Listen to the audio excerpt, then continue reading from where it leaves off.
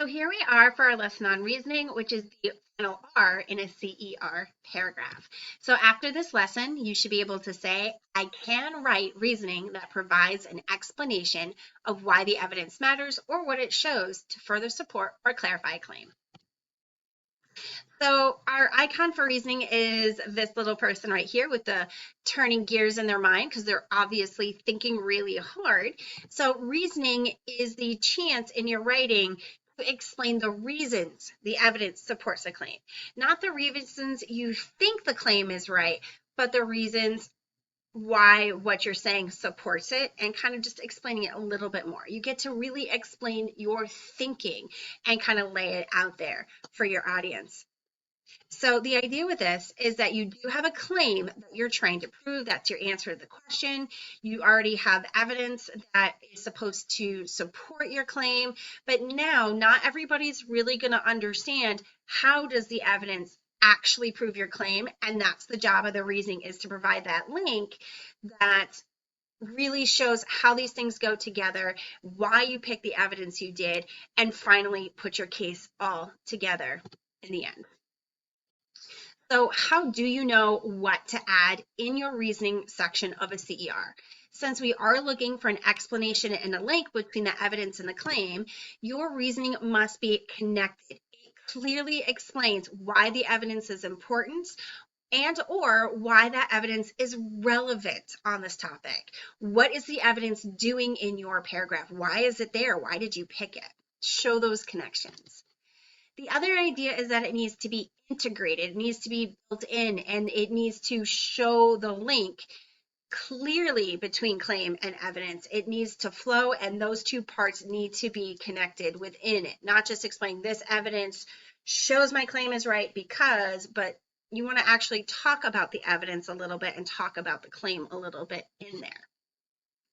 It also needs to be really clear for you to show your thinking.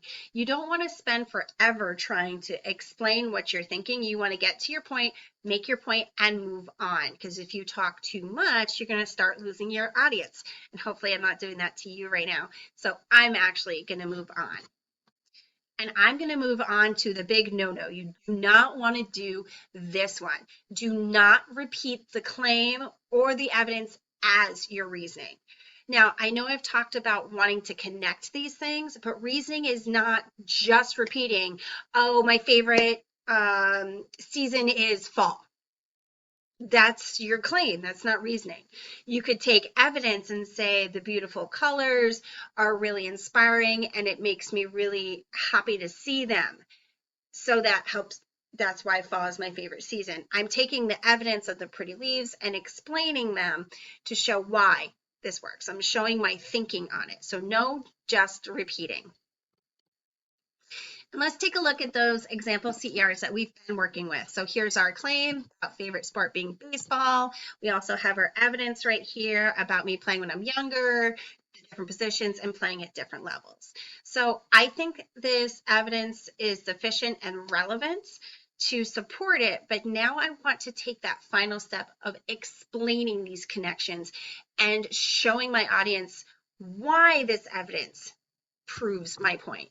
So because I know so much about these different parts, I am able to follow games easily, and I really enjoy the little details of how each game plays out. I'm taking this evidence and showing this evidence shows I know this much, and it makes me think this way, which makes me enjoy the game, which means I'm explaining it, connecting it, and referring back to my original claim in a way. You'll also notice that in here, my reasoning is actually only one sentence, and I'm putting it all together in that one sentence. Your reasoning should be 1 to 2 sentences at most in most cases. You don't want to drag it out, make your point, move on. Speaking of moving on, here is our very last CER example. Again, the same example we've been doing about language arts being the favorite subject and explaining why. So I've got 2 parts of that question that I need to answer. There's the claim, and there we go with the evidence. It's still highlighted in that blue.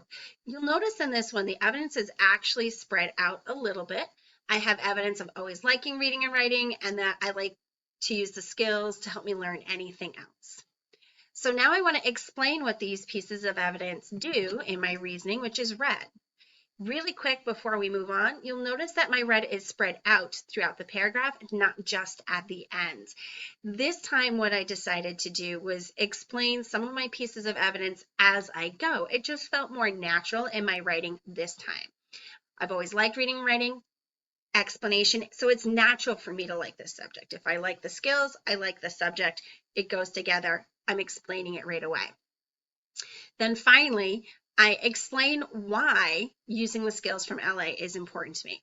I can read and write about any interesting topic, and I actually finally refer back to my claim saying, for these reasons, language arts has become my favorite. If I said only that last line, it wouldn't be very clear reasoning, but I'm using it to finally link all the way back up after I've done a little extra explanation. So the reasoning is usually the final thing we see. It's wrapping it all up and bringing it back to the claim and really explaining your thought process.